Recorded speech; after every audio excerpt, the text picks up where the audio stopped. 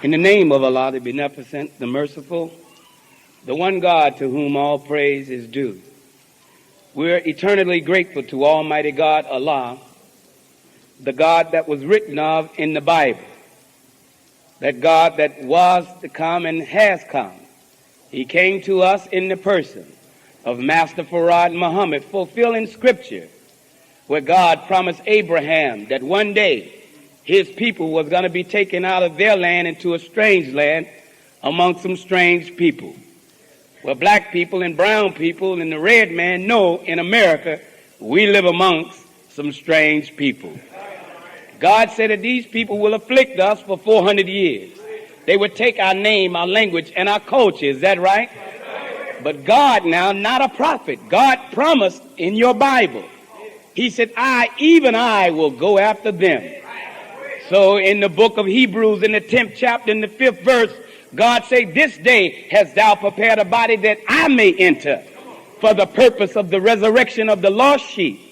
And we can find no other people befitting of a lost people, a rejected people, a despised people other than the black man, the brown man, and the red man in America. Is that right? But God came and he said, when I come among the people, I would raise one from among them like unto Moses. That one like unto Moses in our midst. You should be looking for a black leader like Moses. But if you're ignorant and have a slave mentality and you don't know what Moses was like, let me give you a brief synopsis of what Moses was like. He did not have a formal education. He spoke with a stammering tongue. Some books say he had a knot in his tongue, so he couldn't speak grammatically correct. So in his day, he spoke Ebonics. What black leader you know from among us that had a stammering tongue and a slur in his speech and was not educated? We talking about that Georgia-born black man by the name of the most honorable Elijah Muhammad. All praise is due to Allah.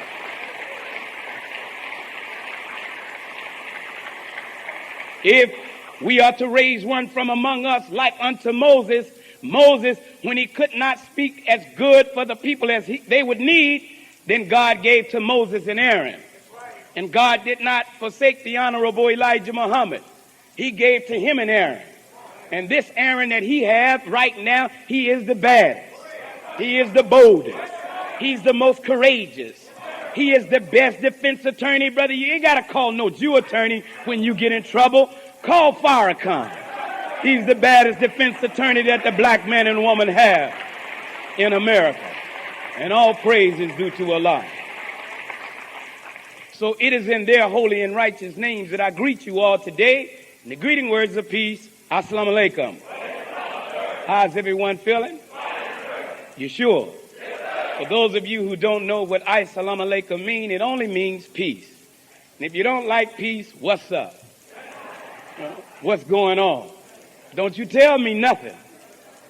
There's a lot going on in the universe when light travels at 186,000 miles per second. Something is always going on. We just got to get in tune.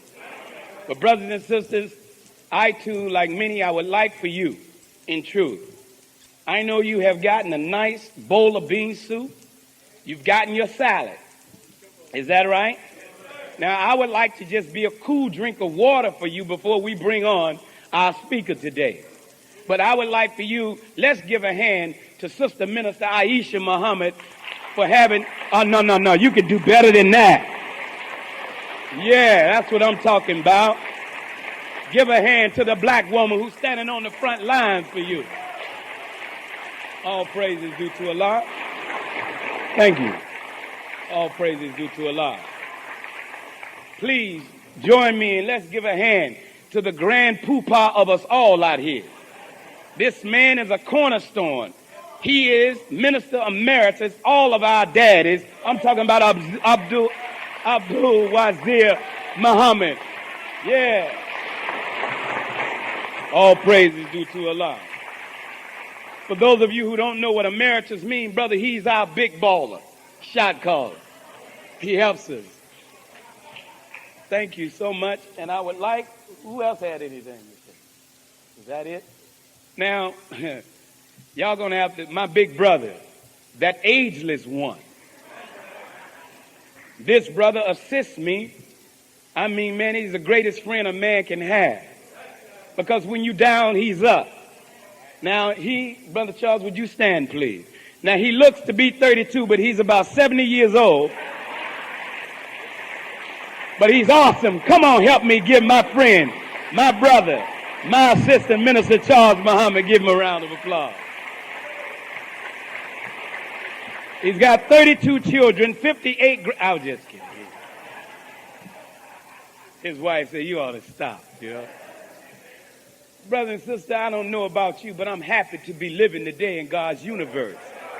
That he give us another day to get right with him so we can take it to our enemy. Is that right? Don't want to teach because I'm telling you, you're in for a treat today. Is that right? How many of you, if you had been around when Harriet Tubman was around, you would have been with her and helped her put it down? Okay. Now, Harriet Tubman wasn't no joke, was she? How many of you, if you'd have been around when Soldier of Truth was putting it down, you would have walked with her and helped her against white folks? But you know what? I can believe that about you because you came into an organization, or you know that we speak of a man. He's just like a Harriet Tubman and a Soldier of Truth. But today we're going to bring before you, and I'm telling you, brother, we got to get familiar with God from the feminine side. Because it is from the feminine side, you ain't never seen the feminine warrior of God. It is a lioness that will deal with you if you mess with her cub.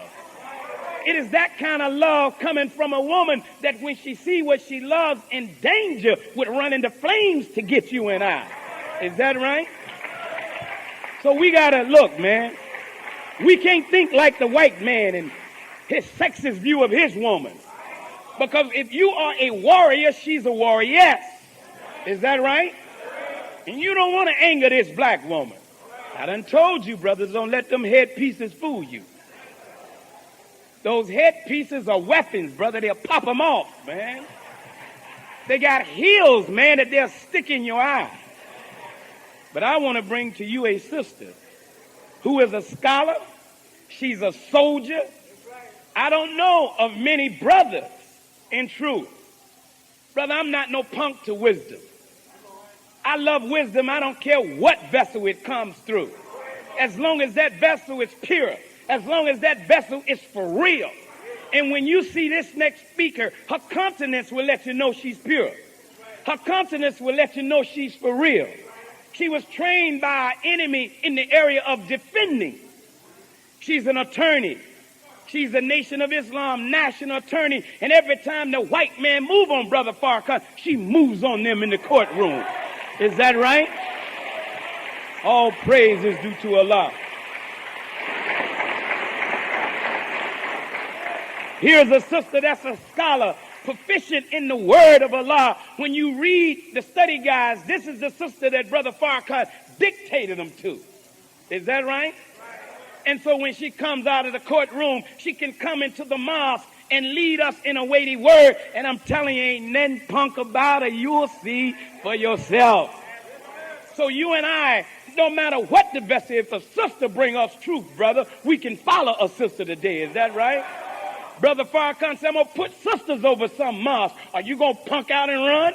Talking about you will follow Harriet Tubman and Soldier of Truth, but can we follow Sister Minister Ava if she bring us a truth and lead us out as a soldier? Huh? Well, I don't want to belittle. Let's bring our sister, my friend. We're happy to have her in the best coast, which is the West Coast. Is that right? Let's bring to the rostrum our sister, Sister Minister Ava Muhammad. Bring her on with that Los Angeles round of applause. Thank you.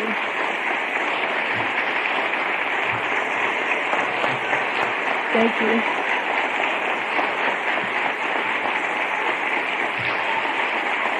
Praises be to Allah. Thank you.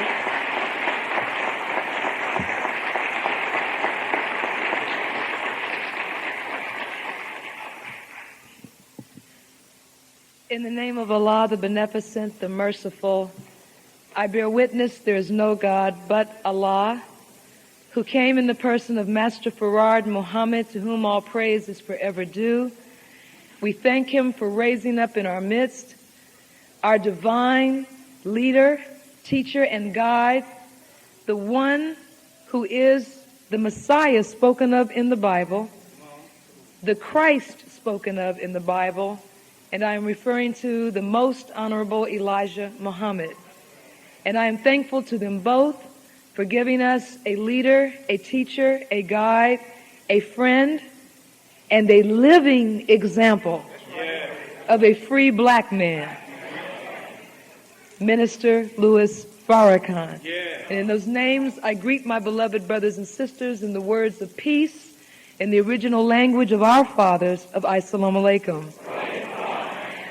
On behalf of the Honorable Minister Louis Farrakhan, I want to thank, first of all, our Western Regional Representative, Minister Tony Muhammad, as well as all of the laborers of the Western region and the believers and the extended family, that is the black community. Each and every one of you who has taken time out to come and be with us today. I have had a wonderful time here thus far. My husband, Brother Darius, and myself have been very well received. It has been 5 years since we were last in Los Angeles, and as you know, many things have changed in that time. The Honorable Elijah Muhammad said that when the physical revolution comes, and you know that it must, that eventually, if we're to have our freedom, we're going to have to fight physically. He said that the catalyst to set it off would take place in Los Angeles. That's right. And so you are not only at a time in history when you belong to a people who are now poised for war, but you have been chosen to be the vanguard. And I believe that in Minister Tony and the laborers that you have here, you have the necessary leadership. But the day has come when we can no longer be satisfied with just coming out to lectures and getting a little fired up and going back to our routine. We have to make this a living reality for us. And so today, my subject is how to satisfy your wants and needs. And that is not for the purpose of your mere pleasure, but in order for you to function and to fulfill God's purpose for you, you have to be satisfied. Your wants and your needs have to be fulfilled so that we can help our people. I have to say very quickly, there is a blue Toyota Camry, and it is blocking in someone's car. And the license number is 3UXU689. So would the owner please make sure they give the keys to someone so we can move it. But it is necessary, in order for you to help anyone, that you help yourself. The Honorable Elijah Muhammad said it like this: self first, then others. Put a comma there. A comma means a pause.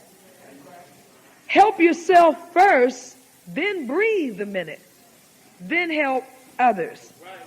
I want to read to you from the Holy Quran just a verse in the 35th surah or chapter, which is entitled The Originator. And it says, gardens of perpetuity which they enter, speaking of the believer. They are made to wear therein bracelets of gold and pearls, and their dress therein is silk. And they say, praise be to Allah, who has removed grief from us. Surely our Lord is forgiving, multiplier of reward, who out of his grace has made us a light in a house abiding forever. Therein toil touches us not, nor does fatigue afflict us therein. That is talking to you and I, a people who have been afflicted and a people who have toiled for more than 400 years for someone else. So today, we need to satisfy our wants and needs. The Honorable Louis Farrakhan writes these words: leadership is a principle with its roots in Allah. It is a rule of action that each human being is required to become involved in. The Creator gives a head to each one of us for our body. This should teach us that we are intimately involved with the principle of leadership. For it is the duty of our head to see, hear, speak, think, plan, and organize our forces, as well as to act to satisfy the needs and wants of the self. And so that is the inspiration for today's talk. You are already by nature a leader. And the fact that you are spending your afternoon this way means that you are born to exercise influence over others. You are destined, each of you, to operate within your own sphere of influence. This is a whole city of leaders. It is one reason why there's so much conflict in this city. In Los Angeles, because so many of our people are conscious, highly intelligent, very astute, but without discipline, this leads to war among ourselves. We're like a school of sharks preying on one another because we haven't learned to go and do for ourselves. So instead of directing our warlike tendencies, because we're born for war, at the real enemy, we are directing it at one another. And that is wrong. And that has got to stop. And all praise is due to Allah. The Honorable Elijah Muhammad teaches us that we are born into the world with a duty imposed by nature to do something for ourselves.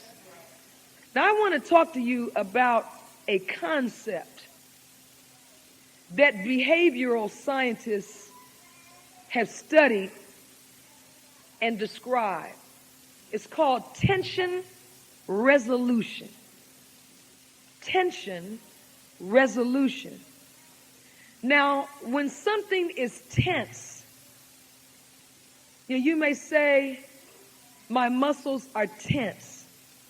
You're experiencing tension. Tension is the act of stretching or straining.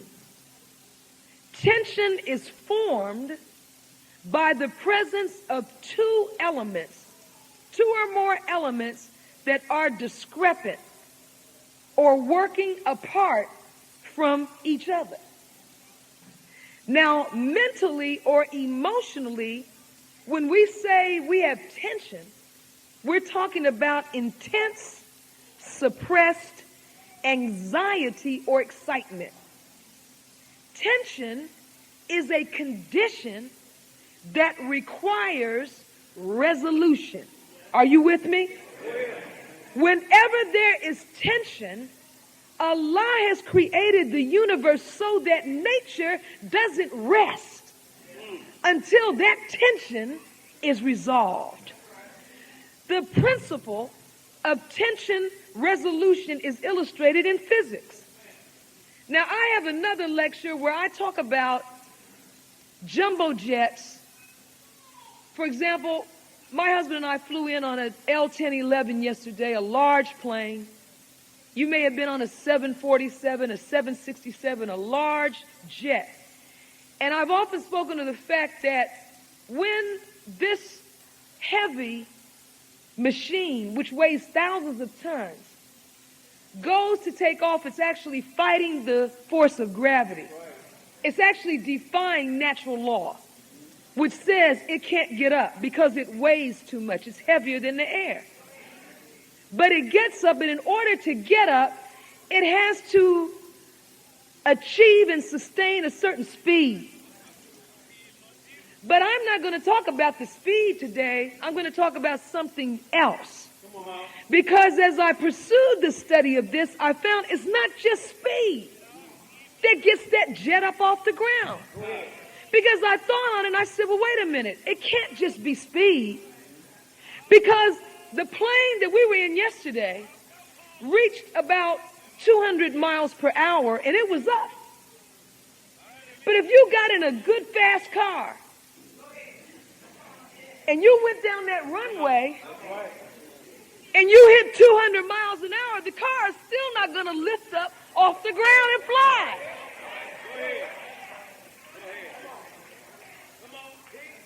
So there has to be some other force in play than just speed. Well, it's the tension resolution phenomenon. The difference between a car and a plane is the quintessence of a plane. What is the essence of an airplane? When I say something's essence, I'm talking about that factor or trait that makes that thing what it is. So what makes an airplane an airplane? If you were in a plane, let me ask you this, and you had to sacrifice the engine or the wings, which would you give up? You'd give up the engine. Because it is wings that make it a plane. A plane can stay up with just wings. It can go if it's balanced. If it hasn't tipped over and the pilot can sustain balance, it can glide for about 100 miles. And you can conceivably make it down. But you can have all the engine power in the world, and if something happens to one of those wings, you're out of here. And so that's how a plane gets up off the ground. The plane has wings, and those wings create a tension resolution system that the white man has studied and enabled him to produce airplanes. The air pressure on the upper part of the wing is different from the air on the lower part. That difference in air pressure creates tension. And the operation of natural law has to resolve the difference because nature doesn't like that. Allah has created the universe to move in peace. That's his ultimate plan, that everything move in harmony with everything else.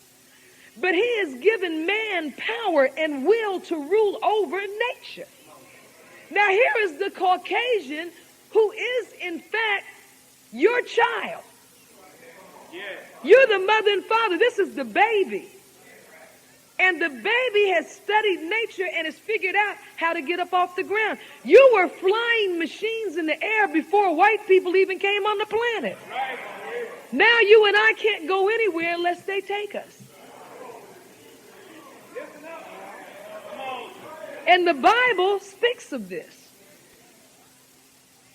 So natural law resolves this tension between one kind of air over the wing and one under, and resolves the difference by lifting the plane into the air, making the pressure on both wings equal. So in developing the ability to satisfy ourselves, we must learn how to construct tension resolution systems in our lives. That enables us to move, to lift up, to mature and grow. We're in a city where there are a lot of artists out here.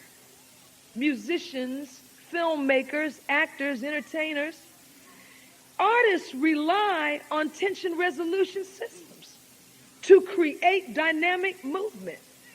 Writers, painters, composers, filmmakers, fashion designers all use tension resolution systems. They create movement, direction, force, and power. They use opposites, light and dark, slow and fast, high and low, dull and bright, sad and joyful, to create dynamics. Would you sit through a movie or read a book where the plot was man meets woman, they fall in love, they live happily ever after, and that's it? Boring. Yeah. One of them has an affair. One of them has a near fatal illness. One of them shoots somebody. Now we have tension. And the story becomes, how is the tension resolved? And that's when you get interested. Ooh, I wonder what she's going to do. Ooh. Oh, did you see? Oh, my God. And the music. Da-da-da-da-da-da.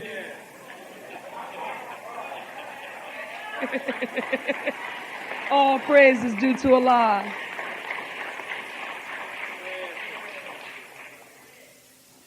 I went to see Godzilla the other day. Yes, I went.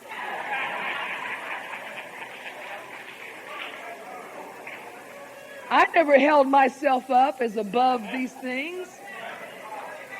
In fact, I went the second day it came out. My husband and I. And Godzilla, who in this fictitious story is, Godzilla was created by the Japanese.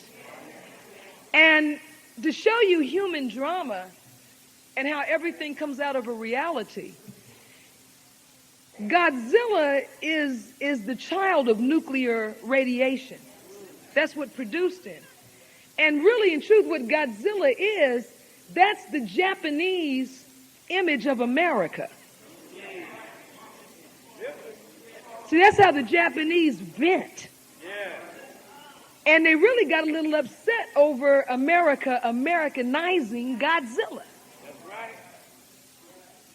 So they created this big, giant lizard that comes up and just walks on the city, just destroys everything. That's what the United States did to their country. And so we went to see Godzilla, and in the beginning they show you all these nuclear weapons going off because white America loves to tell on itself. Because it can get away with it. Because the citizenship is so full of drugs and food and the pursuit of recreation that they can reveal themselves and nobody's going to respond anyway. But when Godzilla comes up out of the water and starts walking on countries, that's tension. And so the whole movie is simply about how to deal with Godzilla. And that's what holds your interest, is the resolution and the method of the tension. And so we have to begin to create that in our own lives, which will develop in us creative abilities that have been dormant. Minister Tony said, Minister Farrakhan is the most effective defense attorney you can find. You know, Minister Farrakhan is not only a spiritual leader, because I'm going to tell you some of the things that make him so powerful and effective. His lectures, those of you that have heard them, know that when you come away, you feel different. You feel energized. You actually feel like you want to go and do something. Yes, sir. His lectures are filled with tension resolution systems. Now, in structuring his lectures, Minister Farrakhan does not sit and say, I want to create a tension resolution system. It's natural. Because I'm not here to try to get us involved in some technicalities. I don't know the underlying science of what I'm talking about. I'm giving you the most superficial knowledge. But it's just like I don't have to be an electrician to push a light switch and turn lights on. You're a human power machine. You're a God. You don't know how to construct a human body out of nothing, but you know how or can learn how to turn it on. What distinguishes Minister Farrakhan from everyone else that purports to be a leader is that Minister Farrakhan does not avoid tension, nor does he fear the truth of what is required to resolve the tension. Unlike many others who have compromised your and my future because of cowardice, because of wanting to stay in a little Negro comfort zone, Minister Farrakhan will tell you what is required. And if the tension that exists between black people and white people can only be resolved by a separation of the people, he'll tell you that. Go ahead. And that's why when you leave his lectures, you feel like getting up and taking action, constructive action. He is a man unlike most people you listen to who entertain you, but engender in you absolutely no desire to change. It is essential then in the quest to satisfy wants and needs that we master tension resolution systems. Why? Because tension is the engine that generates energy for action. Let me put it in the words of the Honorable Elijah Muhammad, who said, dissatisfaction brings about a change. And 100% dissatisfaction brings about a 100% change. Most of us are somewhere in the 90 percentile. Go ahead. That's right. Of dissatisfaction with our situation. And we need to get up and go face and confront certain issues that we've been avoiding because we don't want to give up comfort, so that we can go on and get 100% dissatisfied, so we can bring about a complete change in the condition of black people. If we fail to see tension as a power source and attempt to avoid it rather than resolve it, we will never experience a change in our condition. Now, that's one aspect of satisfying wants and needs. And I'm not going to be long today. I'm just touching on a few aspects of an almost infinite field of study, which is the study of self. Now, the second thing I want to address is the unknown. Many people cannot satisfy their wants and needs because they distort reality. Many of us pretend to know what we don't. That's right. Now, why is that? Because the unknown creates discomfort.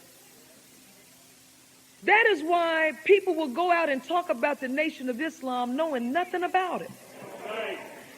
Rather than say when someone approaches us, I don't know enough to answer that question, we will say, oh yeah, let me just say this. Because we're uncomfortable. You know why? Because as original people, we are people of knowledge. Yeah. And we are inherently embarrassed by our ignorant state. And so we conjure up theories. Yeah. Negro scholars who make up reasons why there is a Nation of Islam and have no idea. They're not real Muslims when they have never studied Islam. never studied Christianity, never studied anything. Just a parrot, a gopher, a dog that barks in the yard. Wah, wah, wah, wah, wah, wah. To give comfort to the master.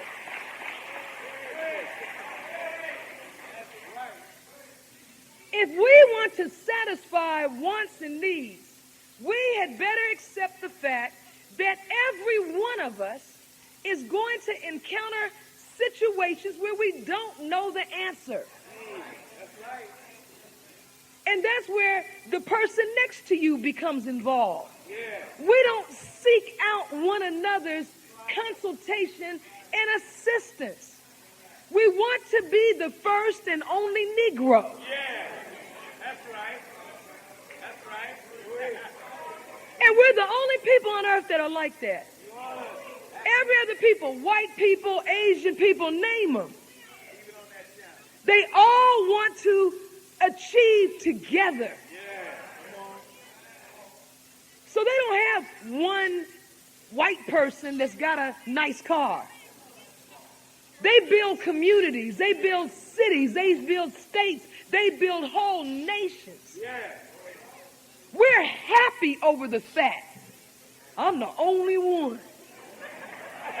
Looking 80 karat crazy.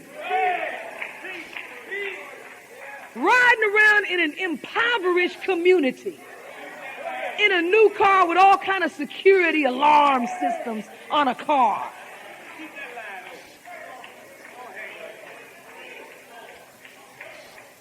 Thinking that's getting you some respect. It's making you a buffoon, a clown in the eyes of the white man.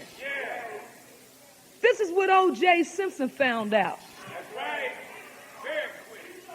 We're just nothing but a source of entertainment for them. And if you step out of line, they will crush you.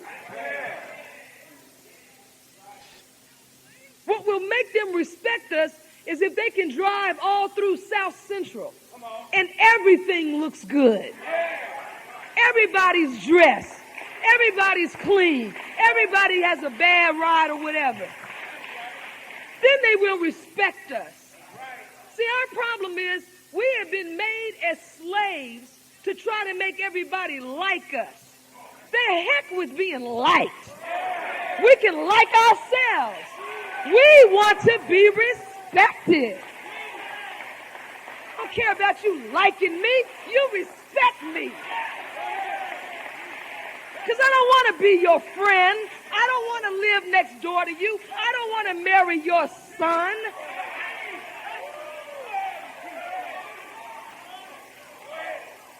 I'm a black woman. I'm married to a black man. I want black children, black neighbors.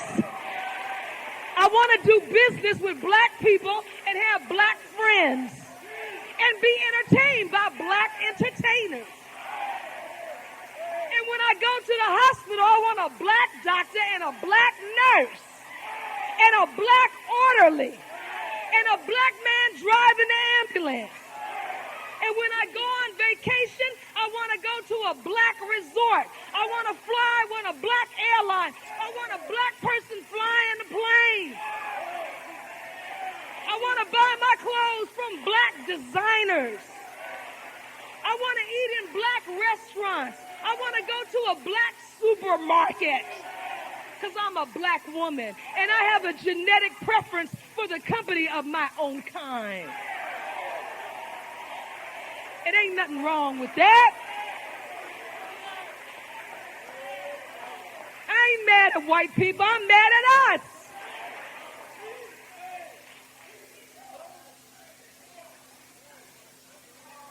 All praise is due to Allah. For the most honorable Elijah Muhammad and the honorable Minister Louis Farrakhan. All praise is due to Allah. Now, beloved, we are in a society which places a high value on knowing things, even if it adds up to nothing.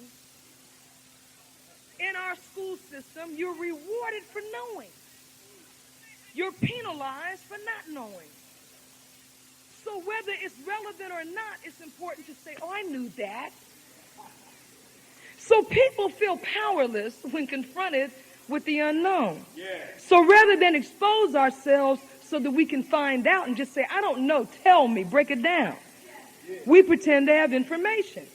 Now, why is this relevant to this topic of satisfying yourself?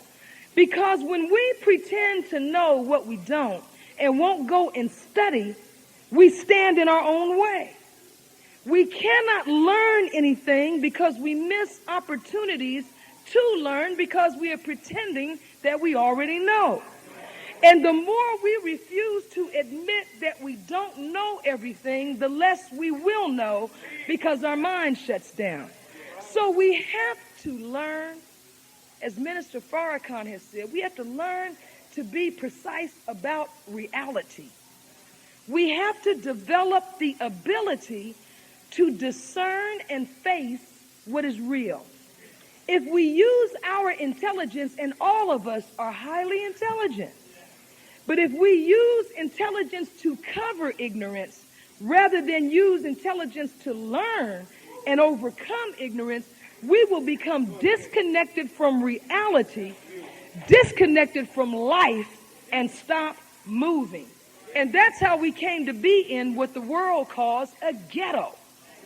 Because as black people, we have stopped acquiring knowledge. Now, the third thing is speculation that we have to address. You know, to speculate means to guess, to suppose, to theorize, to reach a conclusion or opinion reached by thinking or reflecting. Speculation has its place, but if we're not careful, we become spectators of life. Our whole life becomes one where we're sitting watching everyone else, and really that's what America is, white and black. Americans are basically a big giant audience. The fans. Watching, you know, when I was coming up years and years and years and years ago, the Major League Baseball, the NFL, the NBA had seasons that ended at a certain time, and there was a little gap. There was a point in time where you had a little breather. Now, I mean, the NBA, this season ended like around March or something. Now it's June, it's hot outside, and they're at the playoffs. They've already started the Major League Baseball season.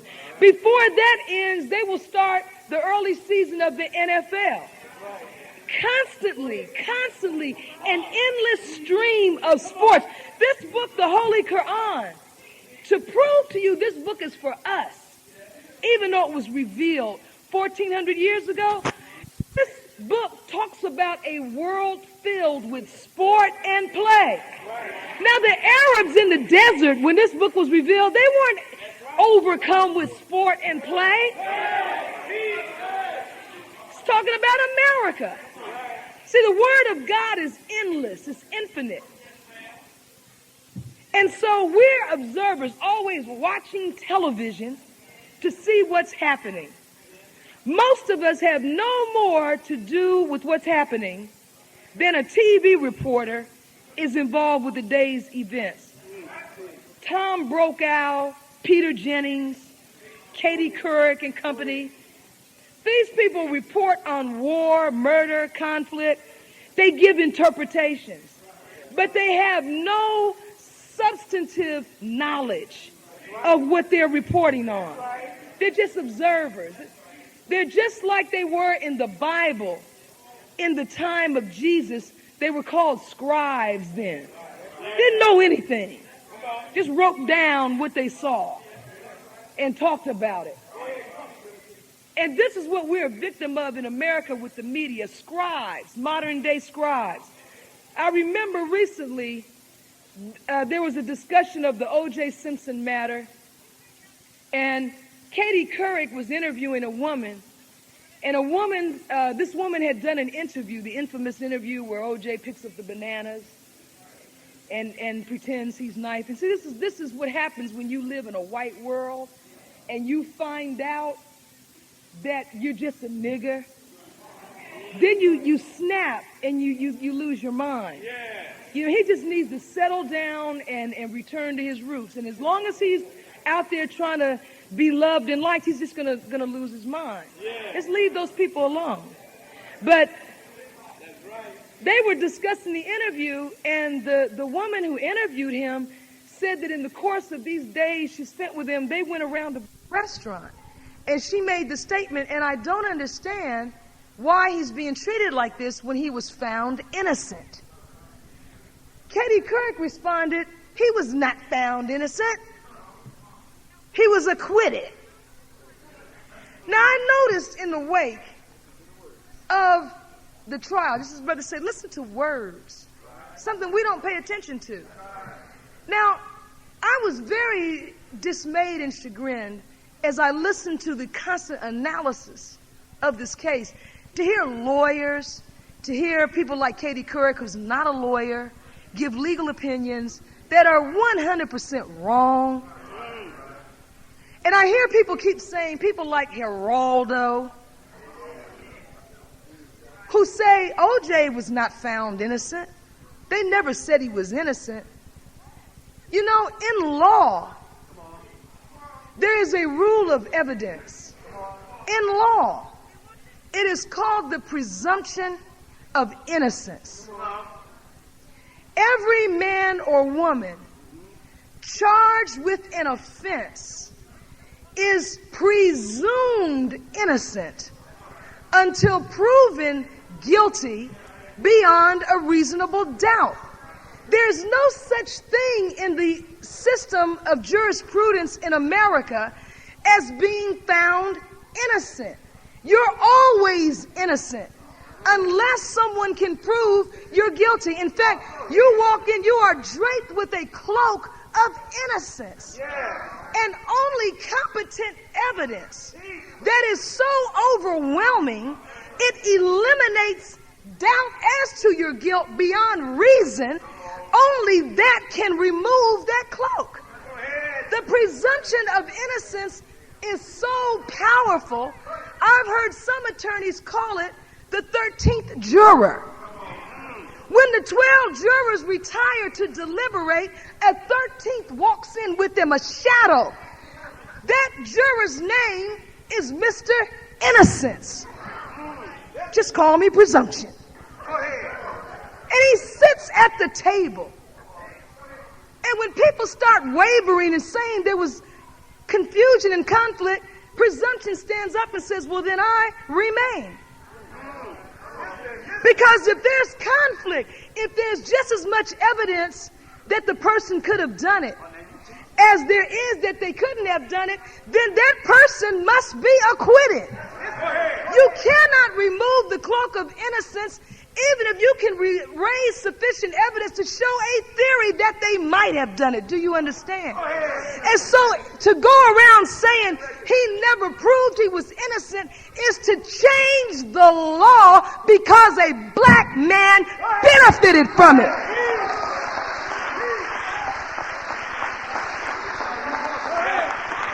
That's how much they hate us.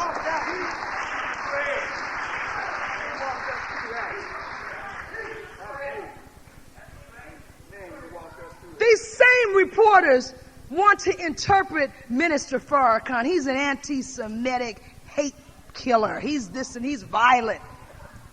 Have no idea in the world of who or what they're talking about.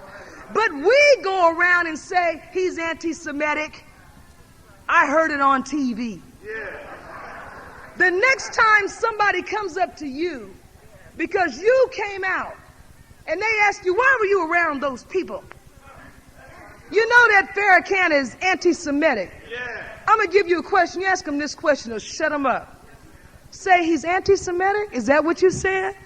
That's what I said. Say this. Say, what is a Semite? Ask them that. Since he's an anti-Semite. And they'll stop right there because they have no idea.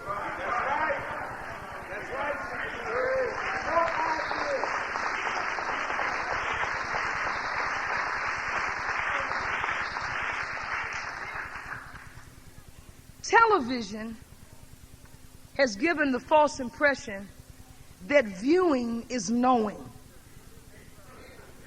We think if we watch CNN, we're well informed. But the media is not focused on informing us. The media is focused on impressing us. So we'll watch television, and the television is there just trying to impress us, or the people on it, I should say, only because they're trying to get advertisement. So they create a news show that is entertaining and exciting, so we'll watch it, so they'll get ratings, so people will buy airtime. It has nothing to do with anything else. That's the only reason for it.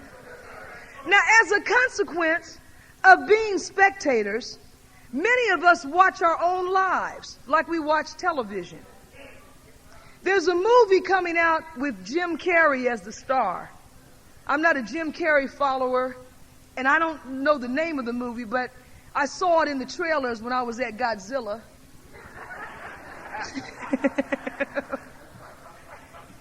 And before that, when we were at Deep Impact.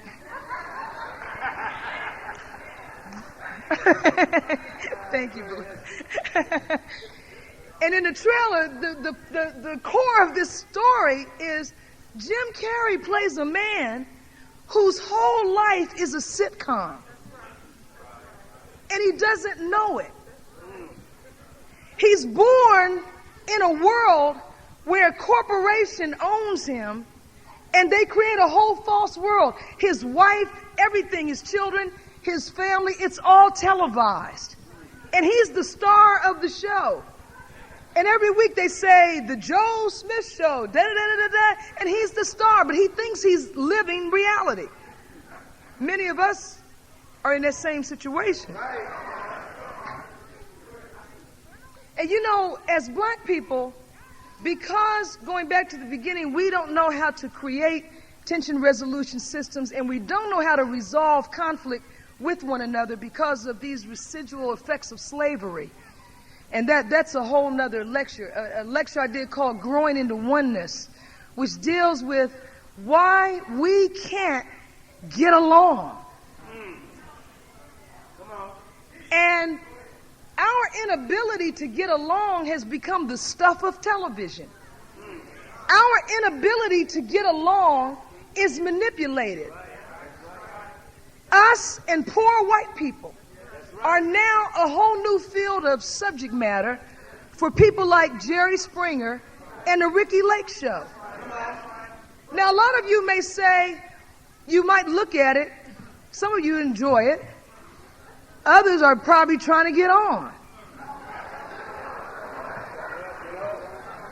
And you know why you're trying to get on the show?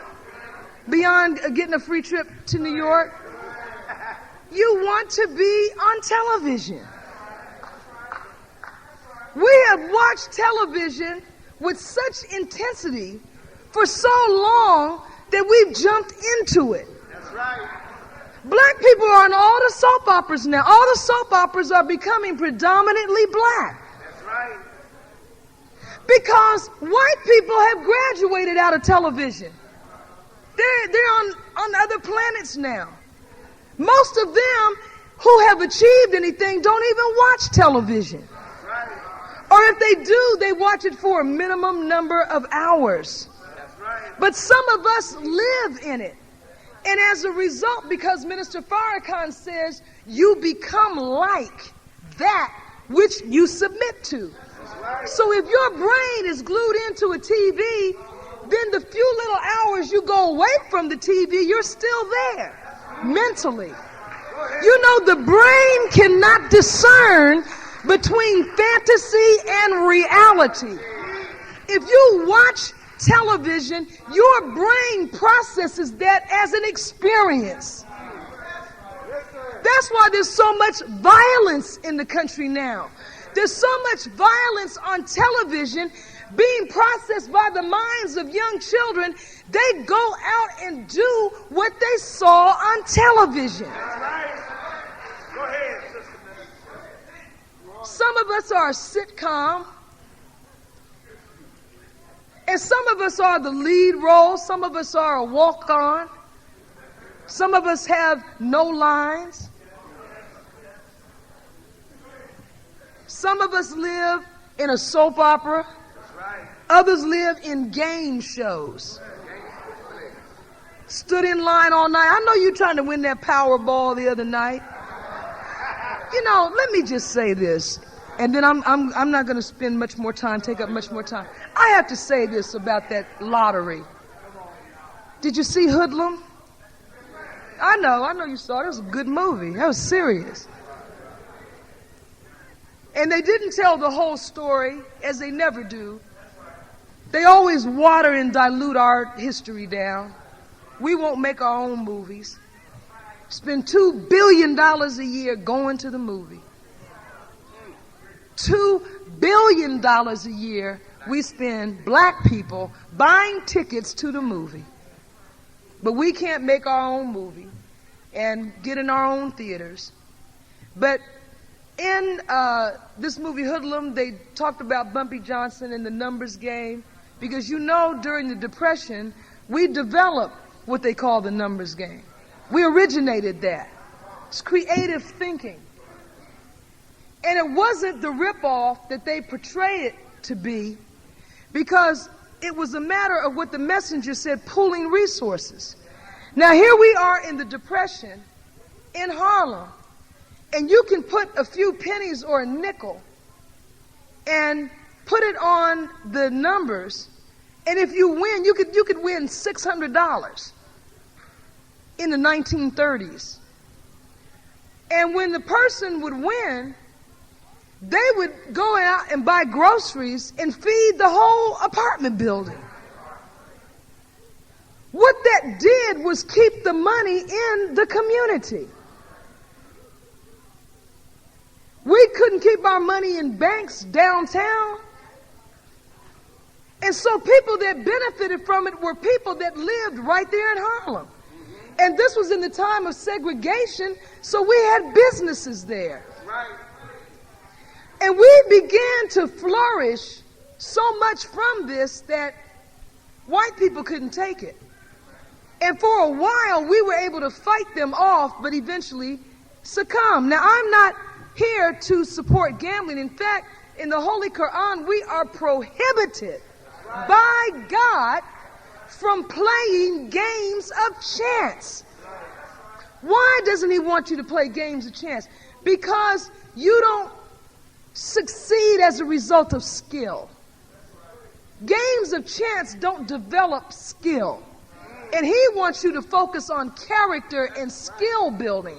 But if it's just a roll of the dice or the hand you were dealt, that doesn't help you develop skill. Now, all that to say, numbers were condemned. But then when the government gets into it, now it's okay. Now we use the money from the lottery for education, right, to help feed the homeless and all these lies they tell. But, you know, under the law, it's against the law to have a raffle game or a game of chance to win a prize and nobody wins. Did you know that's against the law?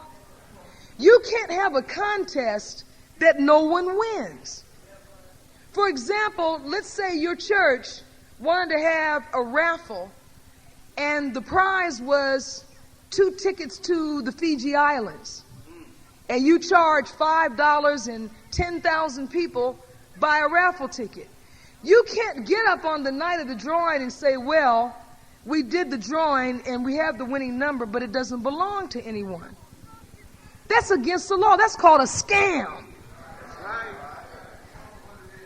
But the government has lotteries where it is possible for nobody to win. They have pots with $100 million, and they'll say, well, here's the numbers, and nobody has that number. Sorry. Now, when they had the big one the other day, they had $175 million or something like that in it. Just unspeakable wealth for an individual. That's serious money. That's what we call bank. $175 million. Now here's your government. They say, first of all, it's conceivable that no one will win.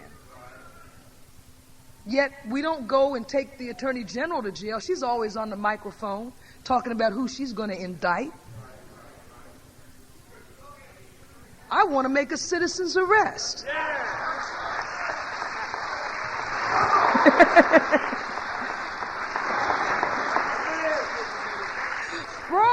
Fraud.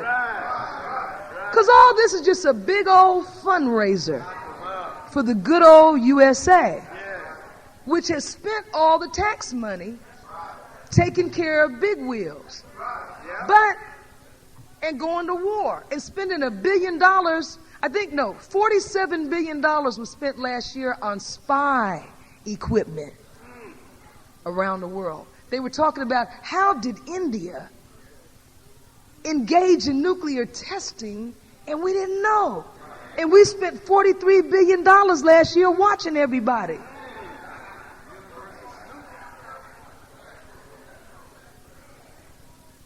But anyway, when the Powerball was played, or however it went, lo and behold, I'm so surprised that the winners were a little white couple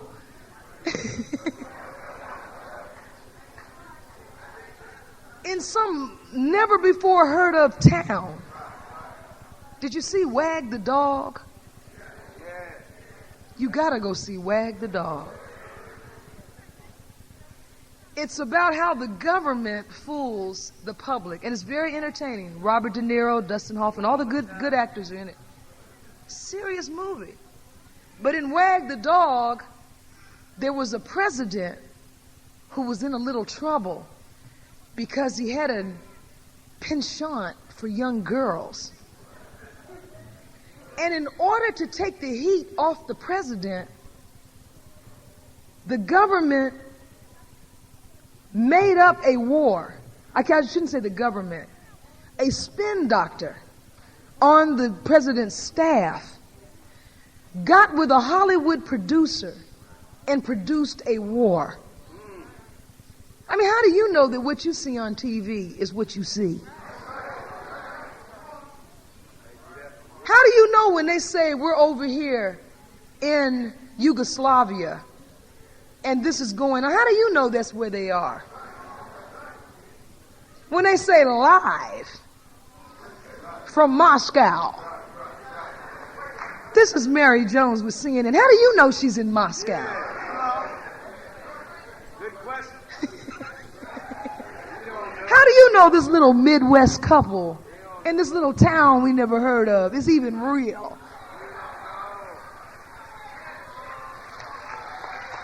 You better think about it. I'm not going to say anything else. But as I close, beloved, just little nuggets for thought. A valuable lesson that I learned from studying Minister Farrakhan is this: satisfaction is not always the most important thing. If you remember when I quoted him at the beginning of the lecture, he used the word involved. He said you have to become intimately involved in the leadership principle. Involvement, beloved, has its own reward. When you are involved, you're not focused on what's in this for me. Rather, you are thinking, what can I bring to this that I'm involved in? Satisfaction, such as that which comes from material things, is temporary and does not necessarily lead to more satisfaction. In fact, as I told you earlier, Allah ordains struggle and dissatisfaction. And as the Honorable Elijah Muhammad said, it's a principle of divine law that dissatisfaction brings about change. So if you couldn't get dissatisfied, you would never change. So it's ordained. It's ordained that you have it. So satisfaction is not everything. But involvement can be permanent. It can last throughout your lifetime. Involvement reinforces itself. It can be permanent. The more you get into the action, the more active you become. Involution precedes evolution. That which is involved in the mind evolves through matter. And so once you involve yourself in your own mind, what will evolve out of your thinking is a change in your material situation. The Million Man March portrays involution in matter of a high spiritual idea. Minister Farrakhan had a spiritual idea, a revelation.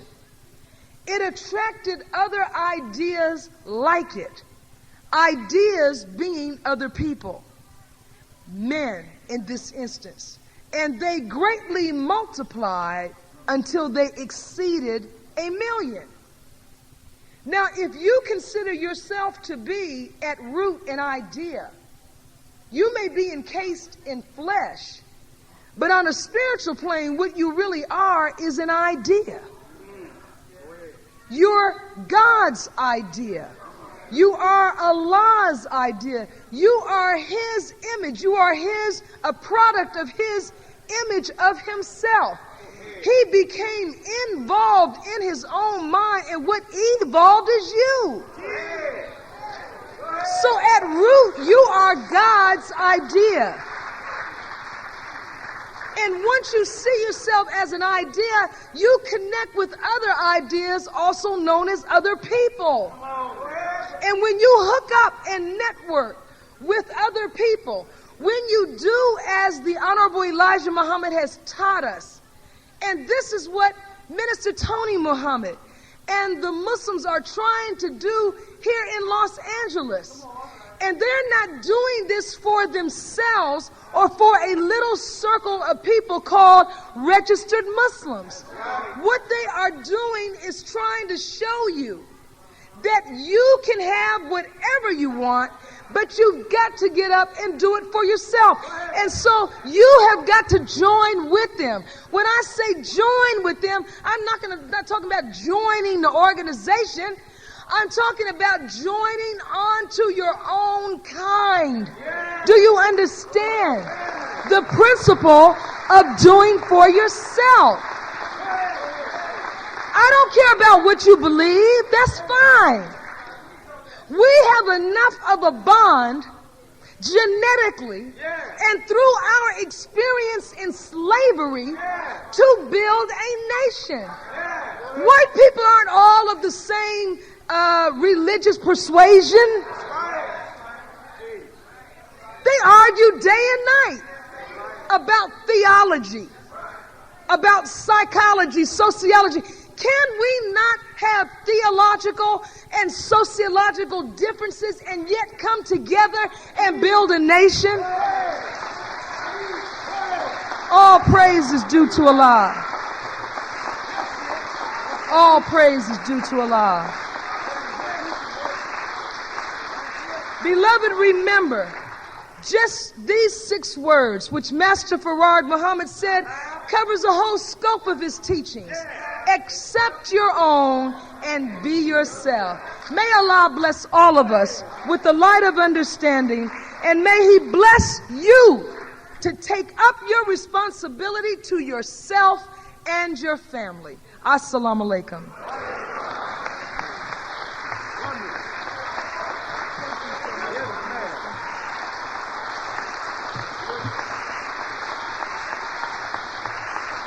Thank you so much. No. Come on, Los Angeles. Give it up. Give it up for Sister Minister Ava Muhammad. Allahu Akbar. Allahu Akbar. Allahu Akbar. Allahu Akbar. That only means God is the greatest. Keep giving it up. All praise is due to Allah. Thank you so much, Sister Minister. Brothers and sisters, please don't leave. Couple of announcements.